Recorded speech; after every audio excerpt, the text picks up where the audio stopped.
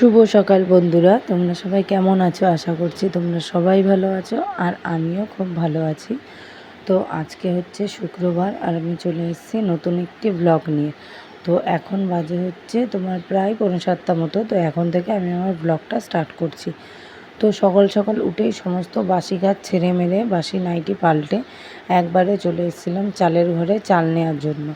তো এখন চালটা রাখি হচ্ছে যেই ঘরে আগে রাখতাম সেখানেই রাখি, শুধু ওই ঘরে হচ্ছে খাটটা পেতেছি, তার জন্য এখন খাটের তলায় ঢুকিয়ে রাখি সব কিছু। আর ঠাকুরের আসনটা তো জানোই যে দুতলায় নিয়ে গেছি, তো সেটা তোমাদের সাথে আগের দিন শেয়ার করেছি ঠাকুরের আসনটা। তো যাই হোক, এখন চালটাকে ধুয়ে নিয়ে তো ভাতটা তাড়াতাড়ি রান্না করে নেবো, নাহলে আবার মেঘের অবস্থা একটুও ভালো না, যখন তখন কারেন্ট চলে যেতে পারে। আর ভাতটা যেহেতু ইন্ডাকশন ওভেনে বসায়, তো কারেন্ট চলে গেলে খুব অসুবিধা হয়ে যাবে, তখন কারেন্টের জন্য অপেক্ষা করতে হবে কখন কারেন্ট আসবে, তারপরে ভাত রান্না করব। তো এই ভাতটা বসানোর পরে তো আমি চলে যাবো চা বানানোর জন্য। তো চাটা আমার বানানো হয়ে গেছে, তো এখন চাটা ছেঁকে নেব।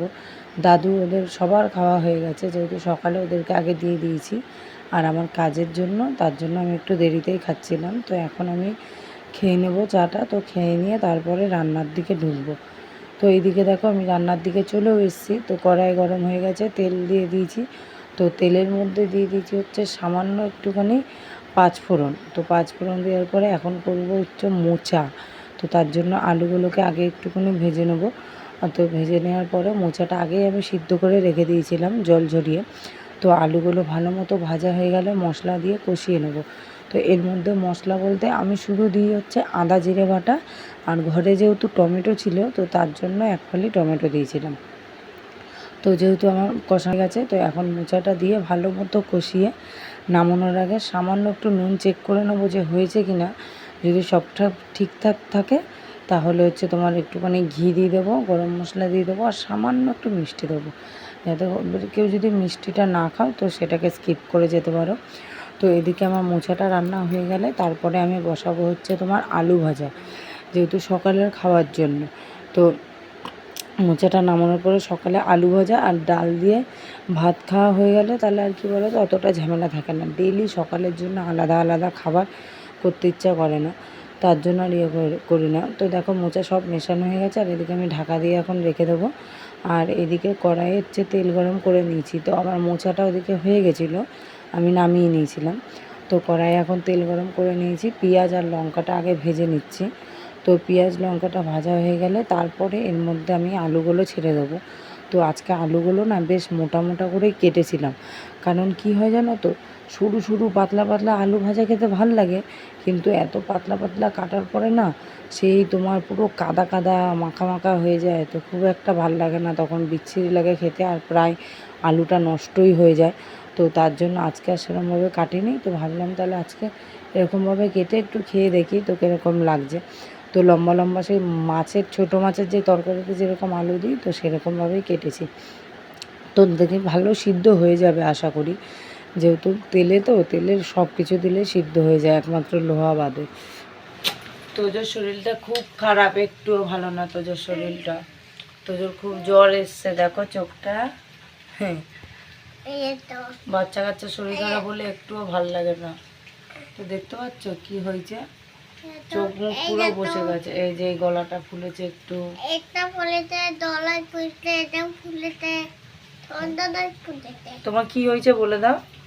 আমার ঠান্ডাতে আমি দই যাচ্ছি, ওই দই দাতে তারপর আমার শরীর ভালো না, ও জল ঘেটেছে তাই ওর শরীর ভালো না।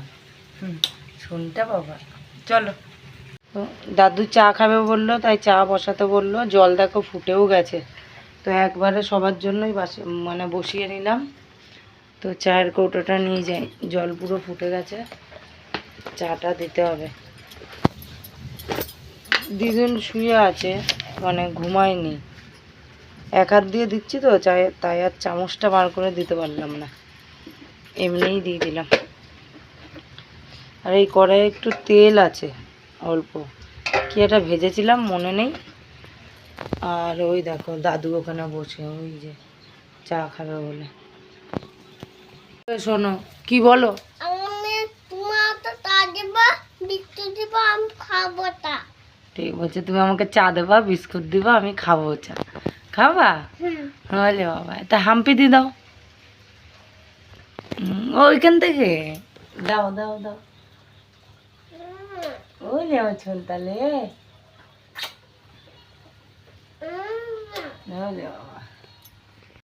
তো আমার রাতের রান্না প্রায় কমপ্লিট হয়ে গেছিলো। তো আজকে রাতে করেছিলাম হচ্ছে তোমার রুটি আর বাঁধাকপির তরকারি।